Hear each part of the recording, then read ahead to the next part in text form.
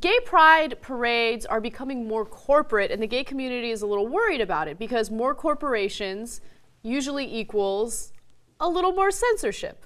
Or a lot more censorship. Yep. So, you know, there is the gay pride parade in Dallas, and there was a lot of controversy about that because all of a sudden there are all these corporate sponsors. And I can understand why a parade would need corporate sponsors. You want to be able to pay for the festivities, and that can get really expensive.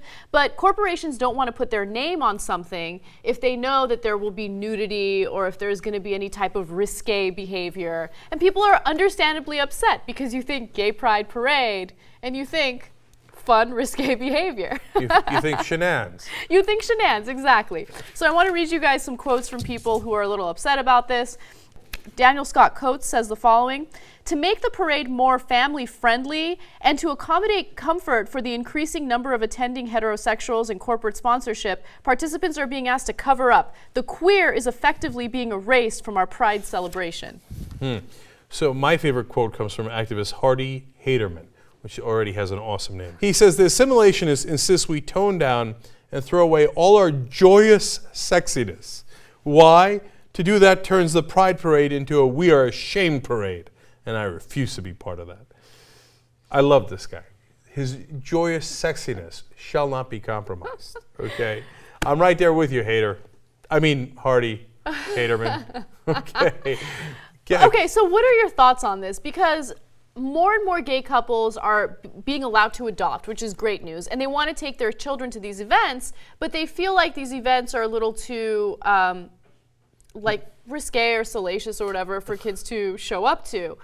But my take on that is kind of like, whatever. I mean, gay parades were like this from the beginning. Like, why do we have to change it just to make it family friendly? It's like saying, oh, we got to change a strip club. I'm not trying to compare gay parades to strip clubs, but it's like me going into a strip club and saying, I have children now. I would like the strip club to change. Well, you know, a pretty good analogy is Mardi Gras, right? Okay, good, yeah. Right, because Mardi Gras is, yes, it's not a strip club, right? It's got floats, and some of it is family friendly, some of it is not.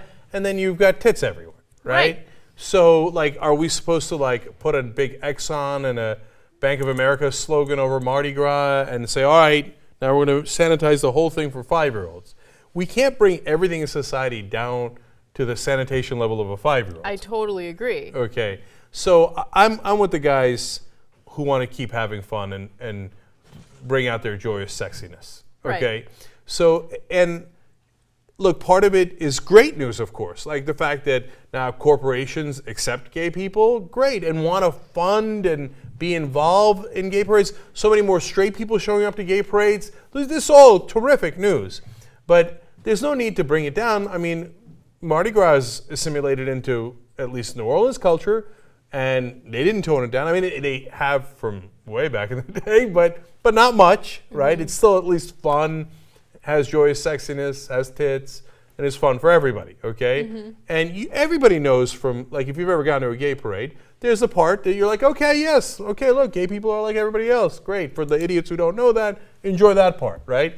And then there's the fun part where you're like, oh, okay, I didn't think that could happen, but, you know, but it's happening. Yeah, yeah. And by the way, just going back to what you said about how great it is that corporations are now sponsoring events like this, of course, I mean, it goes back to the whole thing about how corporations have no morality. They don't judge one way or another. They go to where the money is. And right now, the money is in the gay community. So, of course, they're going to sponsor events like this. Yeah. I love when right-wingers try to fight that fight. Well, I got bad news for you. The free market has decided. Gay people have disposable income. Yes. Okay, and the market is very much interested in that disposable income. Now, I have an old friend, John Aravosis, who wrote about this. He's a blogger. Yes. And he wrote, look, I got involved in gay politics 20 years ago in order to win the right to serve in the military, have a job, and get married, among others.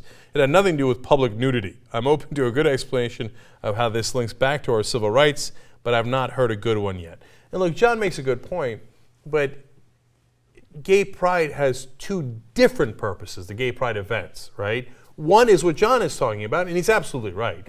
You know, the massive, not massive public nudity, some public nudity, whatever it might be, the fun that people are having is not necessarily related to gay rights. It's not related to gay rights, but if that's one of the components of celebrating gay pride, then I don't have an issue. I mean, look, I'm not gay, so for me to say I don't have an issue with it is one thing, but obviously there are members of the gay community that love that. They like the spectacular sexiness, as that one person said, and let them have it. Just because it's not for you doesn't mean it can't be for anyone else. Yeah, the second part of it is expressing yourself, and that's how they express themselves. And so I feel that it's a shame to limit it. So I vote don't limit. I'm not sure my vote counts. And I hear the other side. And there's a wonderful gay couple with their 5-year-old son that they come to the parade and they're like, we'd like to be able to show him, why we're proud to be gay. But then, we got things that we got to shield his eyes from. Yeah. And to me, hey, that's life.